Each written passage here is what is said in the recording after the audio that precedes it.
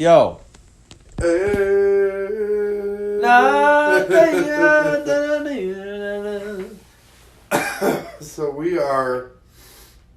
I'm going to record this a little blurb. I wanted to kind of get your thoughts. Eric, I kind of put a gun to your head. Literally. As far as Danganronpa is concerned, I'm like, Eric, play this or I'm going to freaking murder you. Figuratively and literally. Like, listen, son of a bitch. You better play this fucking game. I'm going to beat y'all ass in the streets. So yeah, I did play Dangan 1, and I'm playing Part 2. I still have Part 3 to go. Thoughts?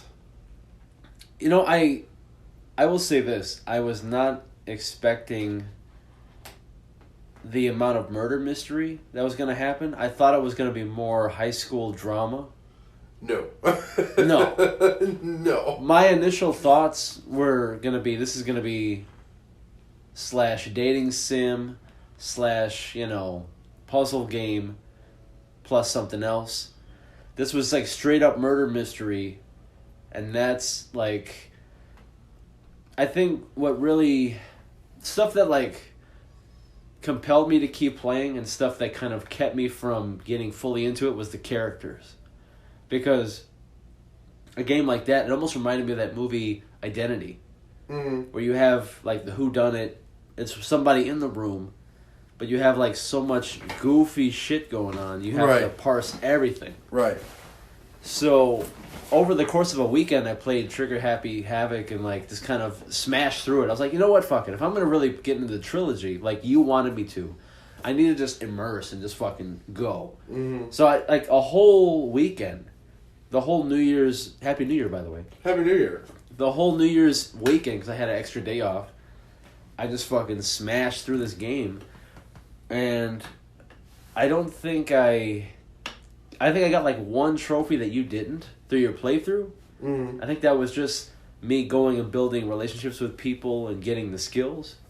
How many skills did you go into each trial with? Because I had 4. Like 2 or 3. How much time did you invest in like buying the presents and then like trying them out on people? Because I spent a lot of time doing that more than anything. When I first started playing Dangan, like when I played Dangan 1, I didn't really understand the mechanics of it. Me too. So I didn't really do it a whole hell of a lot. I just kind of went, let's go on with the story. I'm in it. I want to see the next fucking murder. Let's go. Everybody die. Everybody die already. See, for me, Dangan 1, my favorite case out of all those would probably be either a tie between the Mukuro one or the first one with Sayaka. Really? Yeah. Okay. Your thoughts? I thought the Sayaka thing was really heavy-handed, and I was like, okay, either she's going to betray me at the end of the game, or I'm going to end up like basically having the choice of sacrificing myself for the chick. Because she was just laying it on so heavy. Yeah. Like, I really like you. And I'm like, oh, I like you too. Here's some ramen. Like, let's go take a walk in the garden. But the thing is, I think Spike kind of made it intentionally heavy-handed. Big time. To where you kind of wanted to, like, oh, I'm so happy for, because I think it's one's Makoto, right? Okay. So, yeah, because the second one's Hanada. So, you feel so good for Makoto, and you're like, he's got an ally, and like, he's going to be okay, and then all of a sudden, they switch rooms, and the next morning, he finds the room in total disarray, and goes into the shower, and Sayaka super mega dated in the shower. I do appreciate the pink blood, because that allowed me to play the game in Japanese subtitles with my daughter in the room. So I didn't have to like censor myself. I was like able to just kind of play it with her around, and it wasn't questionable. That's the psychopop. So Spike had to do that for 2 reasons. They said 1, it was artistic. 2, it was to avoid what they have in Japan is what we would have in the U.S. as AO, the AO rating. They said that if they would have went with Red Blood, they would have had to up the maturity level on the game. I'm glad they kept it pink. I think that was a smart move. Yeah. Just from like marketing standpoint. Yeah, because it kind of differentiates themselves. Yeah. Like the pink blood, no other game uses that real bright fluorescent pink for the blood.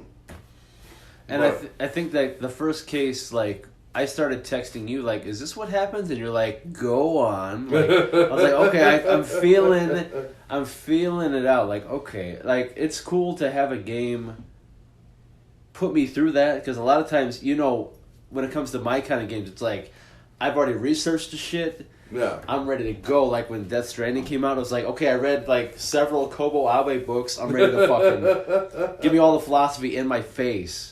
So, something like this was unique, and it kind of reminded me of Persona. Because, like, the social connections with the Arcana and everything, even, like, there was, like, a shout-out to the Arcana in the first game. So I was like, I didn't know how deep they're going to go. It was almost like, I don't know if they were inspired by Persona 3, but that was like, even like when I got into Danganronpa 2 with the Hope Fragments, there was like, okay, so the social link thing where you power up, like with Persona, I don't know if you played Persona, I've talked about it. I have not played any of them. I haven't played any Personas at length. Like, I mean, I played them at length, but I never talked about them, like, on the podcast especially. But, like, imagine Dangan, but, like, if you don't talk to people, you're going to get your fucking ass whooped. Because it's, like, Final Fantasy-style boss battles. There's no class trial. It's like, you got to talk to people to level up and make friends, or you get fucked up. Oh, God. That's how Persona works. So I was like, wow, this is really like Persona, but like you don't have to do like the heavy lifting. Like, okay, I can do that shit because Persona fucks you up bad. Well, and I remember you asking me, you're like, does it depend on who you talk to who dies? And I'm like, no, it's they're destined to meet death. It's just... And that took a load off my mind. I'm like, all right, well, I'm going to talk to whoever the fuck I want. Yeah. It kind of sucks, though, when you do build a rapport with somebody and then all of a sudden... they're the next person murked. Yeah, because when I did so much build up with Toko, and all of a sudden she was Genocide Jill, and I'm like, Oh fuck. Which that threw me for a loop too. But I really liked that case, and I liked the Sakura case over everything else. Like Chapter 4 was like, wow. That really was like the turning point for me was the Sakura case. I was like, okay, so the Sakura case is just kind of heartbreaking. And I'm not saying it's not good, but it's heartbreaking because all Sakura wanted to do at the end was to atone to the people that she felt she wronged. And... she was the most honorable out of the whole group. Yeah, and because she was so big and intimidating, like when they were alone with her in a room, it was like, she's going to kill me. I'm the next one that's going to die, and I have to defend myself immediately. And that's why Hiro hits her over the head with a bottle, and I think so does Toko too. Yeah. I think Toko does it twice. Once is Toko, and once is Genocide Jack. But I thought it was so weird because in the anime they call her Genocider Cho, which I think that's kind of a cooler name, Genocider Cho. But no, I just Dangan 1 was like enough to wet my palate, and then the whole ending, like I didn't, the first time I played that game, I was like, I didn't see the Junko thing coming. I don't know if you did. No, like my thought was this student was going to be basically like some kind of crazy boss battle we had to fight at the end.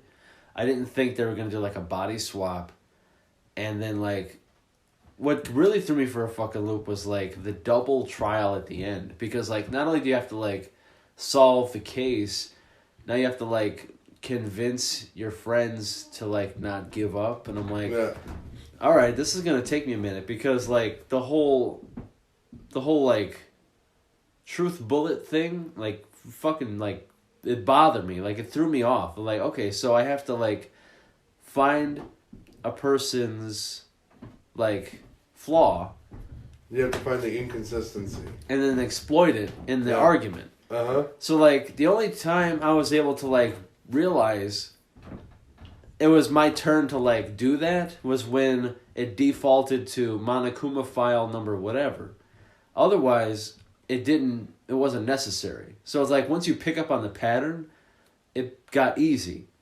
But that first trial period, I look like a fucking idiot. Like, I'm like, I don't know, no, you're bad, and like, fail. Like, god damn it. Like, well, I'm gonna give you a little insight. Just wait till you get to Danganronpa 3. Because Danganronpa 3 is... They have something called perjury bullets. And I'm just going to leave it at that. But perjury bullets make the game even more interesting. wait, so you can, like, lie? Yeah. You got lie bullets? You have to lie to advance the story. Oh, that's gangster shit. I like that. So, yeah. So, Dangan 3, that's why I told you, like, after you get through 3, I hope you're as satisfied with it as I was. I think this should be Spike saying goodbye to Dangan. 3 is going to be it. You think that anything else would be overkill? They put how they put it in this game. It should have put a bow on it. Without ruining too much, it should have put a bow on it. That's good enough for me. A trilogy. I mean, to me, like, trilogies are like, you know, The Last Stand type of thing. Yeah, don't wear out your welcome. I mean, if it's a good game, if it's like Persona, Final Fantasy, something like that, yeah, you can keep it going. But, like, don't be like the Fast and the Furiouses of the world, where it's like, oh, fuck. Fast and the Furious freaking 37. Don't even get me... like 80. Don't even get me started on that shit. It's like, hey, Vin Diesel, it's me, John Cena, your white brother. And like, oh, no. But that was my big concern, is that, you know, and you already know you can be honest with me if you don't like the game.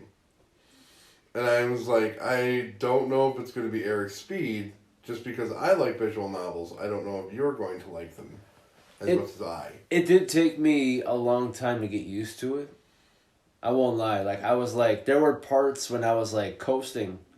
Like, I was like holding down circle, getting through the bullshit just to get to like the next thing. But once I started to get to like Genocide Jack, Sakura, and I was like, all right, I'm gonna slow down, pay attention. But there was a part where I was like, there's a lot of fucking, you know, why do you hate me? It's like, I don't hate you, I just wanted to see how you're doing. Fuck you! Ah! I'm like, Jesus Christ. And then that carries over into Goodbye Despair, because the nurse is even worse. I go up to the nurse, I'm like, hey, what's up? And she's like, should I take off my clothes? And you're like, what the fuck are you talking about? Like, let me ask you this. Is Byakuya in Dangan 3 also? How far are you in Dangan 2? I'm only on case 1. But is he a carryover in each game? Have you gotten to the first murder yet? No. I really don't want to tell you. Okay. You'll have your answer by the end of case 1. Because he's in the first game, and then in the second game he's there, but he's like fat. But it's like, I don't think he remembers he was in the first game unless he's not the same person. So it's like, are they just carrying him over for fan service? Why is he fat? So I was like, maybe in every game he's like fatter. So like by the third game he's gonna be like, hey, what the fuck? What's going on? He's like that dude from Blade, where he's just like, it's like Mojo and shit from X-Men. So, I can tell you, Byakuya does make an appearance in the third game. Okay. However, it is not the way that you are thinking. Okay. He also makes several appearances in the second game. However, not in the way you're thinking. Interesting.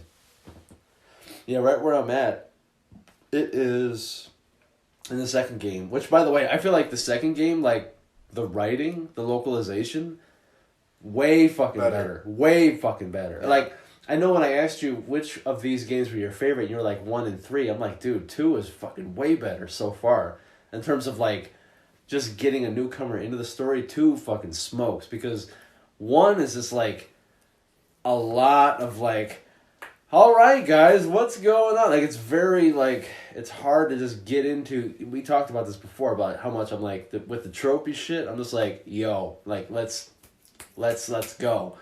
With 2, it definitely just does its own thing, and you're just like off in this other direction. You're like, every 1,000 steps, your pet grows. I'm like, I have a pet? What the fuck? And I'm running. All of a sudden, it's like, I have a snake. I'm like, fuck yeah! It took a poop. I can press the button to flush it poops. You gotta clean the poop or else it raises the despair meter. And I'm like, all the, like, the quotable lines. All the quotable lines. If remember my name, do not forget it. Even if you go to hell. I'm like, what? The fuck did this guy just say to me? Like, shit like that. It's like, it made me laugh. I'm like, alright, this game, like... So, 2 has what? So it has Mikan, who is the ultimate nurse. The ultimate gamer, the ultimate swordswoman. Yeah, that's, Pico. Yeah, Pico's the ultimate swordswoman. God damn it, what's the ultimate gamer? It's a girl. Chiaki. There you go, Nanami. And then... Nagito Komeda. Yeah, which is like, I there's a person I met in work circumstances that, like, they introduced themselves in a work environment as Nagito, and I'm like, I Googled it, and it was Danganronpa, and I'm like, going to Tim, like, who is this character? And he's like, Jesus Christ, somebody called themselves that in public? I'm like, yeah. I'm like, oh fuck, dude. You're gonna get to Nagito's story arc here that's gonna start building in the first trial. What I did like, not to cut you off, but you're fine. What I did like was he's so nice, and they have their intro, like, Panic at the Heartthrob, Beach Break. His background is just fucking blood on the wall, and I'm like, like, I caught that right away. I was like, okay, like, that's a tell. That's like a quick, like, were you paying attention? Like, I caught that shit. Yeah, because Nagito in that, he's the ultimate lucky student, I believe. Yes. Mm-hmm. And then it's Hajime doesn't remember his talent, if I'm correct. Yes, they were just talking about that last night before I passed out, because I'm like, I was trying to stay up and get to the first murder, but I was so fucking tired, dude. It was like 2 a.m. I'm like, I need to go to bed. Yeah, Hajime doesn't remember his talent, and then you have, what's the name of the punk chick? Ibuki, that's right, Ibuki Miyota. She's the ultimate musician. I like everybody, like, I think in part 1, I hated everybody except for Toko and fucking Hina. Or Aoi, or, though, like... Hina's good enough. Hina's nice. Everybody else, I was like, fuck them. But number 2, like, I like everybody. So I feel like number 2, as people get killed off, I'm going to be more sad, because I really like their introductions. I really like all the characters so far. But, I mean, okay, so you said you didn't really like anybody in 1. Right. Tell me that if you were in that kind of a situation, you wouldn't be feeling a little bit like Byakuya. That's a good question, because I'm like, I mean, it's super anime weeb situation, but it's like, well, how would I feel? I don't know. I feel like I'd be like Makoto. I'd be like, there's a way we could figure this shit out, dudes. I probably wouldn't be as good as the court cases. I'd be like, no, fuck that. This guy did it. And I'd be fucking dead. But So, go ahead. Finish your thought. I would say I'd be more Makoto than anybody. Because, like, I identify with that sort of, like, blank avatar of, like, I have no idea what the fuck's going on. Let's just figure it out. Kyoko was cool, too. I liked her backstory, too. As I say, don't hate on my girl Kyoko Kirigiri. Now... Speaking of her, Did you throw her under the bus when she was lying, or did you... No. Okay, good man. No, I saw the choice and I'm like, nah, fuck that. I'm just gonna go for it. And when you got to the execution, like, did you think you were gonna die? Did you think Makoto was gonna get killed? What I thought was gonna happen was I thought it was gonna say, it's not your time yet, and like go back. But it didn't. I was like, ooh, okay. Like, we talked about that before, like, I think every time you brought it up on the podcast, you kind of dropped these little hints of, like, how Spike likes to just roll the dice with you and, like, fucking, like, you decide, like, what do you think's going to happen? And, like, that's not normal for, like, a game to say, what do you think's going to happen? You fucking pick. And it's like, whoa. Like, we're so used to, like, I need to get all the trophies and I need to fucking do this, and I need to check all the boxes. But I like games that just say, nah, you decide what the fuck's gonna happen. So I'll give you a little bit of a spoiler. If you do throw Kyoko under the bus, she does get executed. And then she is actually pointed out as the Blackened. Huh. And it's basically, who is it? It's Byakuya, Hiro, Makoto, and Hina all stay at Hope's Peak. And they all have kids with Hina. Whoa. Yeah. That's an ending? Yeah. That's fucking nuts. And then it kind of goes through it, and it's like, yeah, we stayed at Hope's Peak, and all of a sudden it goes, ellipses. Wait. This isn't how this is supposed to end. We need to go back. We need to go back. So they do that, but just, they give you like a full ending. See, that's fucking cool. That is very cool. See, that's one of the main things I like with Spike, though, is that you'll see going through 2, going through 3, when you get to the end of 3, you're going to be like, I'm hoping, anyway, you're going to be like, oh shit, that was a really cool way for them to finish the story. Criticisms I did have. Yes. They really gloss over the tragedy in the first game. And that kind of irritated me because I want something to pull me in terms of, okay, either I need to get the fuck out of here to get to, back home, or do I really want to get out of here? What the fuck's waiting for me outside? It almost kind of reminded me of 10 Cloverfield Lane. This idea of like, dude, you gotta get the fuck out of here. It's like, wait, do I? The single worst event in human history. But all they show you is fucking Monokuma like punching the Statue of Liberty, which is fucking hilarious. But then like at the end, when you go through all this shit, it's like they open the vault and it's like the big Fallout vault and it's like a big bright spotlight and then credits. I'm like, man, fuck that. Like, I want to see the fucking wasteland. Patience is all I'm going to tell you. Yeah. Because they get more into it in 2, and they finish it in 3. Okay. So it's a slow burn. Big time. It's a slow burn. That's why all this stuff overarcs into each other. Yeah, I'm noticing that. And, like, going through that, like, it's cool to hear you talk about it, but, like, as I go through it with my, like, weird writer brain, it's like, okay, why would you do this? Like, I kind of wish they would leave, like, more crumbs and tidbits instead of just, like, the end. I'm like, no, fuck that. But, like, if it's as good as you say it is and, like, the payoff, like, makes it worth all the extra fucking, just an extra game to go through just to find out what the fuck exactly happened. Okay, I'll keep trucking. This was clearly designed by Team Dangan, who is the Spike group that developed this game. This was clearly designed to be a trilogy. It was going to be 3 games, and by the end of the 3rd game, the story would be finished. So you think they had, like, the whole scenario mapped out? Okay. You'll see what I'm talking about as you progress.